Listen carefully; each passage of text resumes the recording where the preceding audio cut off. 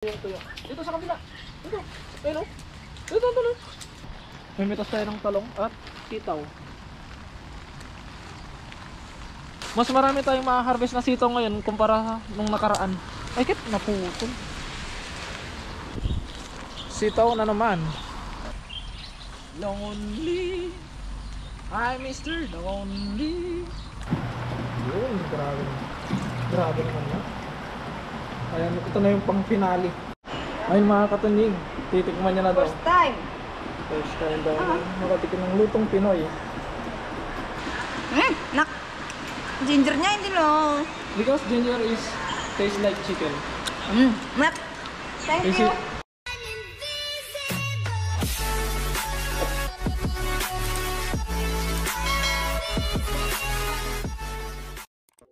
What is up mga katunying, magandang umaga sa ating lahat. At syempre, welcome back sa ating YouTube channel. At kung ngayon lang pala kayo nakapatid sa ating YouTube channel mga katunying, inaanyayan ko kayo mag-subscribe at i-click ang notification bell para ma-update kayo sa mga susunod pa nating video. At syempre mga katunying, another day, another vlog. At ganun pa rin, hindi pa rin tumitigil ang ulan mga katunying. At kalahati pa rin yung ilog dito sa ating tabing bahay. Ngayon naman mga katunying, gagawin natin ang ating daily routine. Pagpapakain tayo ng ating mga alaga at mamimitas tayo ng gulay. At pagkatapos ng daily routine natin, ang project natin o ang target natin ay mamimitas tayo ng gulay, mamimitas tayo ng sitaw at ng talong mga katunyang. At syempre titingnan natin kung merong update doon sa ampalaya natin, kung may mga pwedeng balutin, babalutin natin mga katunyang. At titingnan natin yung ating mga manok kung meron muling itlog, at yung pato kung meron ding itlog, kukunin na natin agad mga katunyang. Dahil hindi pa natin natatambakan yung kanilang itlogan. Kaya titingnan natin, sana meron. Basang-basa ang ating mga manok na alaga. Yun sila. Wala pang itlog yung sa manok dahil sa tingin ko ay hapon sila nangingitlog. Kaya ngayon ay hindi tayo nakapaghiwa ng sisig, kaya darak lang muna yung papakain natin mga katunying sa kanila. Kaya gawin muna natin yung ating daily routine dahil mamimitas tayo ng gulay. SJ. At na nga mga katunying, isa-serve na natin itong ating ginawang darak. At hindi tayo makatagal dito sa garden dahil umuulan mga katunying. Siyempre, kailangan nating ingatan ang ating mga sarili.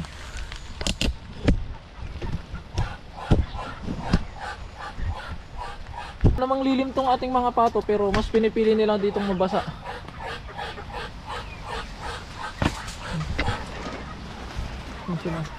Tingnan natin kung may itlog.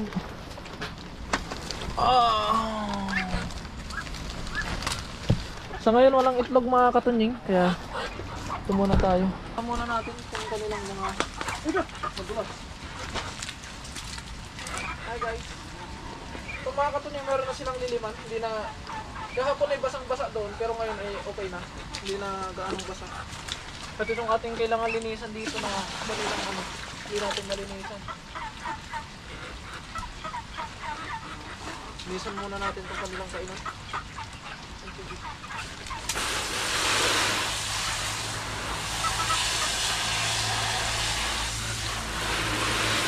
At itong kanilang pagkain mga katunying, ilalagay natin doon sa lilim para hindi tawag dito, hindi mapuno ng tubig.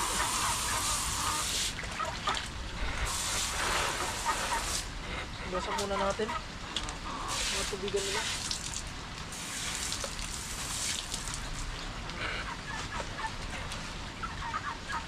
Excuse.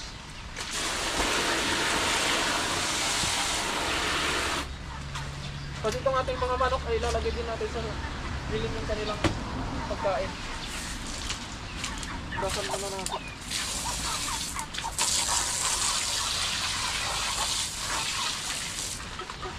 Mapulit yung kaputo ko ito. Excuse. Nalagay natin dito sa kabila. Sa lilim. Tabi mo na. Lalagyan natin ng tubig mga katunying. Lumalakas na naman ang ulan. Ngayon maglalagay na tayo dito sa manok dahil Itong pagkain ng pato ilalagay natin doon sa may silong mga katunying.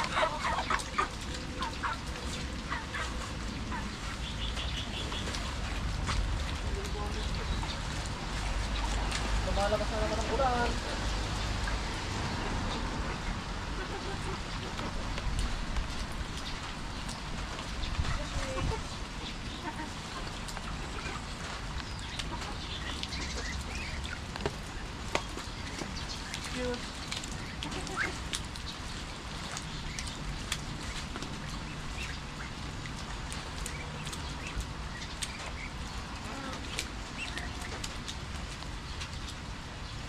Nangangalapit na naman si tropa natin mga katunying.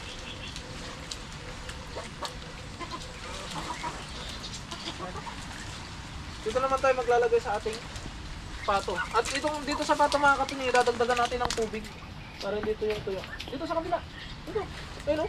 Dito. Doon. Dito.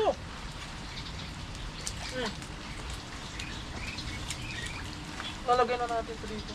Tapos dadagdagan natin ng tubig. Walang sisig mga katunying dahil hindi tayo makapaghiwan. Lakas ng ulan kaninang maaga. Dagdagan natin.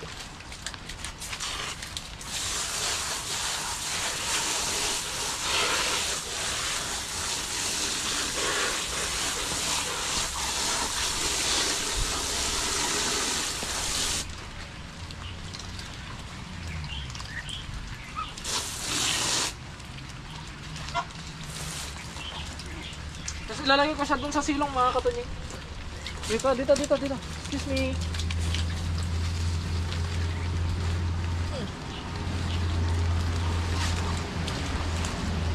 Pero, ano yung pagkain niya?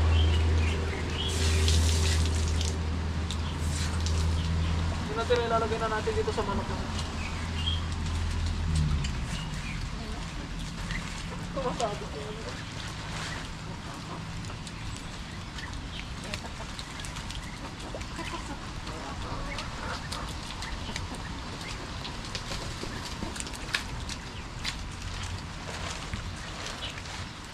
Yun, bali dito pa rin sila mga katunying dahil nasanay sila dito.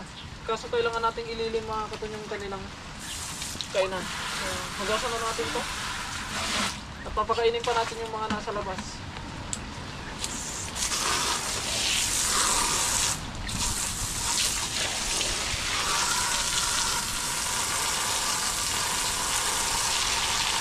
Then mga katunying kumakain na sila. Yun, tapos doon sa kabila din. Mamaya yung mga pato na yan ay pupunta lang din dito. Kaya ngayon gagawin na natin yung next natin ay papakainin natin yung mga pato dito sa labas. Ay pato, manok.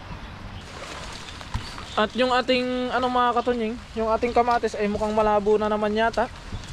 Yan. Masisira pa yata mga katunying. Nalanta na yung iba dahil sa tubig, dahil sa dami ng tubig. At hindi natutuyo. Yun yung mahirap dito kapag mga katunying, tag-ulan. Ganun, ito yung kalaban natin yung sa tubig. May hirapan yung ating mga pananim. Ngayon naman dito tayo maglalagay ng pagkain.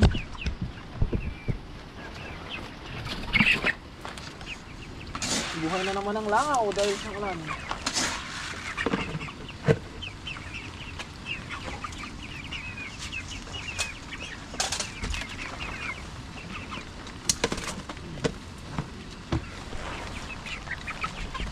Okay, punta tayo sa next. Punta tayo sa next natin mga katunying. Market na to. Ngayon naman mamimitas tayo mga katunying ng mga dapat nating pitasin. So dala-dala natin ang ating balde. Kuha lang tayo ng gunting. Namang di pa gaanong lumalakas ang ulan. Mimitas tayo ng talong. May masag din ang dang. Kaso wala tayong isda mga katunying. Laglag na to. Sayang. Kunin natin. Ay! Sira na. Mga katunying. Mimitas tayo ng talong at titaw.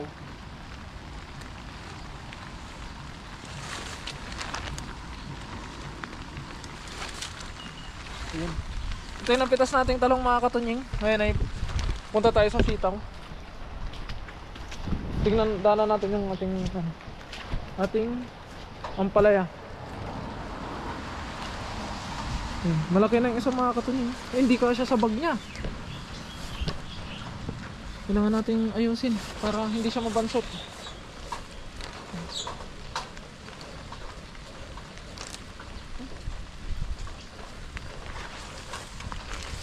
Wala pa siyang gaanong bunga. Pero meron na siyang isang malaki. Ayan. Ang dami nahulog. Ang dami ding nahulog na ano, mga mangga. Ayan. May bitas naman tayo ng sitaw mga katunying. Ang dami. Mas marami tayong ma-harvest na sitaw ngayon kumpara nung nakaraan. Ay kit, naputol.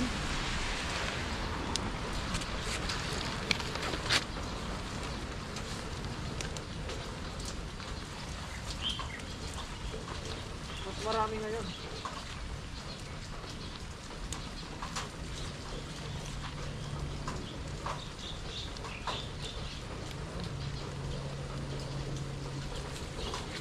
Ayun, oh. Sa kabila naman. Sa kabila marami din dito mga katunying.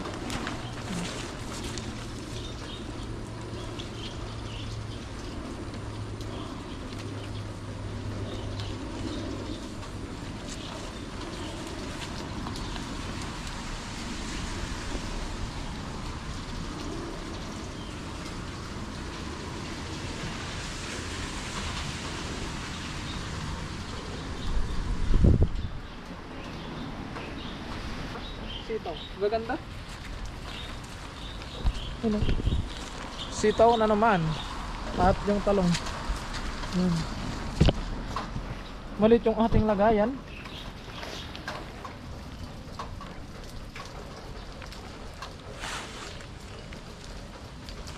Dapat pabaliktad, no? Para mag-balance. So ganito.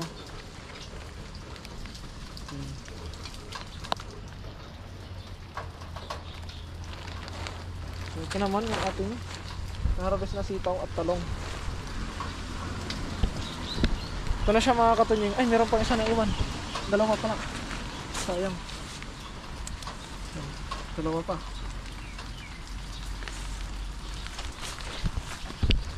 Kaya na mga katunying, pupunta naman tayo dito sa kalabasa. At magtatalbos tayo ng kalabasa mga katunying at bulaklak. Kukuha tayo ng bulaklak ng kalabasa. At talbos na din dahil magluluto tayo ng dinengdeng. Dinengdeng na walang isda.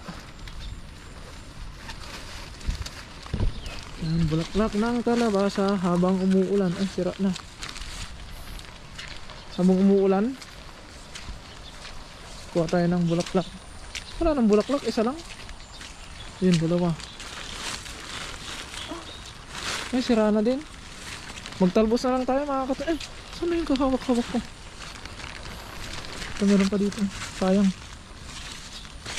Yung dalawa. Ay, nakatago-tago yung mga bulaklak niya mga kataning. Kaya hindi natin makita.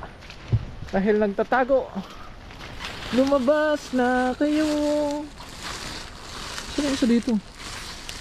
Ay, sira na din. Kahapon sana, no? Nabasa yung boto ko. Well mga katunying, talbos kukunin natin. Yung talbos ng kalabasa. Baliktad.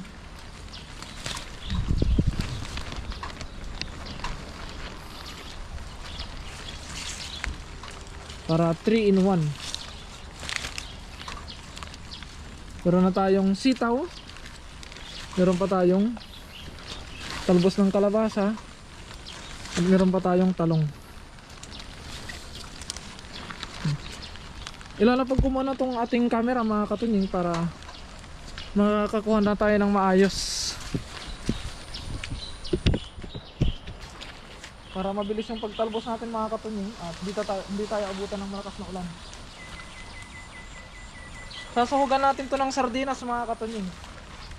Meron akong sardinas doon.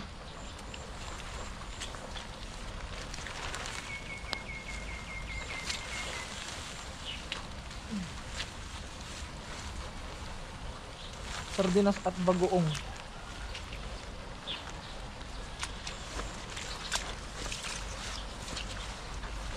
kuha natin. Bali, meron tayong talbos ng kalabasa at dalawang piraso ng bulaklak. Tapos yung talong at tawag dito, sitaw. At meron tayong sardinas doon. Sasogan natin ng sardinas at bagoong mga katunying. At ngayon mga katunying ay uwi na tayo dahil tapos naman na natin yung ating daily routine. At ngayon ay magluluto tayo ng dinengdeng. Dinengdeng ba tawag doon mga katunying kahit na walang isda? Gulay lang. Ay, may isda pala siya mga katunying dahil meron siyang sardinas. Kaya mga katunying, luto muna tayo. Let's see. At yun mga katunying, ito na yung prepare natin na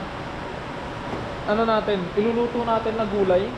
Bali, wala tayong isda, gagamit tayo ng sardinas. At ito siya mga katunying. Yan. At nag-request nga pala si Diana, gusto niyang tikman yung lutong Pilipino na gulay. At gagamitin natin yung kanyang mga lutuan para makakain siya. Kaya ayun mga katunying, iluto na natin para mapatry natin sa kanya kung anong magiging reaction niya kapag natikman niya yung lutong Pinoy na gulay. Let's see. Siyempre, una sa lahat, first of all, lagyan natin ng mantika. Siyempre, ilagay natin ng malakasang sibuyas at luya. Aray ko! Siyempre, gigisayin lang natin yan mga katunying. Gigisayin lang natin itong mga aromatic ingredients natin nang sa ganun ay lumabas yung kanilang mga aroma. Gigisayin lang natin yan. At next natin itong ating isda o sardinas.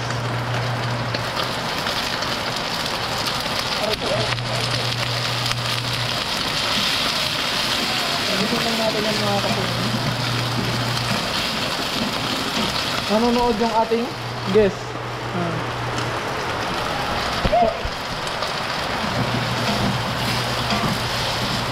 Dahil nagluto tayo nung nakaraan ng ganito mga katunying at naamoy niya daw mabango. Mukhang masarap daw. Kaso nga lang, hindi siya nakatikim nun dahil ang gamit natin pinaglutuan ay yung lutuan natin. Kaya hindi siya pwede. Kaya ngayon ay nag-request siya na kung pwede ay sa lutuan niya para matikman niya daw mga katunying. Papagitaan natin ang ating cooking skills.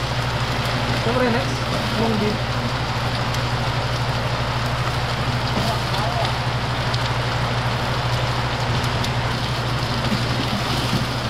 Mekos lang natin. Arikoy!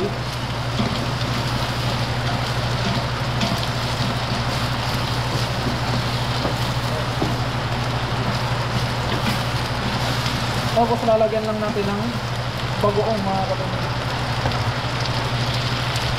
Itong bagoong galing Pilipinas. Lagyan lang natin. Kunti lang muna.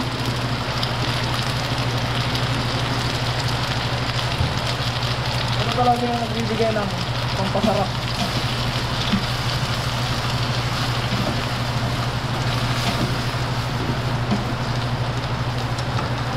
Saka sabaw.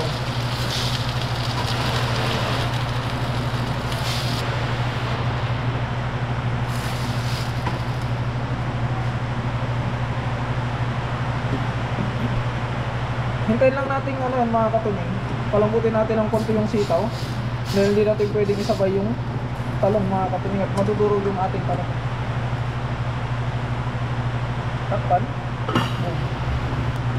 At saka nga pala mga katunying, kapag naglalagay tayo ng seasoning o kung ano mang mga gamit sa pagluluto, ay kailangan natin i-check kung meron siyang halal. Ayun mga katunying. Kung walang halal ay hindi natin pwedeng gamitin para sa kanya. Lagyan na din natin ng magic sarap. Dahil sa magic sarap, lalasap ang tunay na sarap.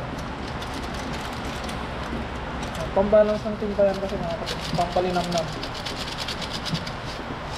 Yun. Dahil mga katunying nakulo na, kaya ilalagyan na natin itong talong. Para sumabay lang siya mga katunying. Para hindi din masyadong madurog yung sitaw.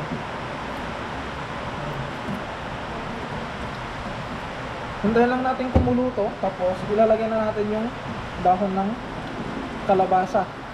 Talbos ng kalabasa mga katunying. Takpan ulit. Yan. At then mga katunying, okay na. Dito na tayo sa final. sa final. Yun, grabe. Grabe naman na. Ayan, ito na yung pang finale.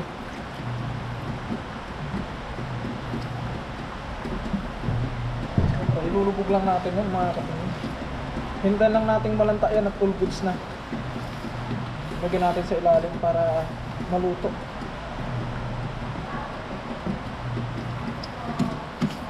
Kapag ano na yan mga katunyeng, kapag nalanta na yan, okay na.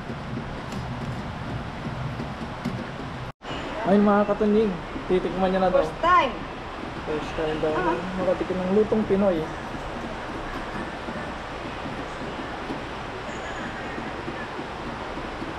Try sedikit dulu ya, Tan. Napisnya mana? Nggak ada fishnya. Nangongoriente ng Fishnya isda. where? Tan, fishnya where, Tan? Ano? Maybe swimming because so many soup. Hot Tan? Of course, because with marumata.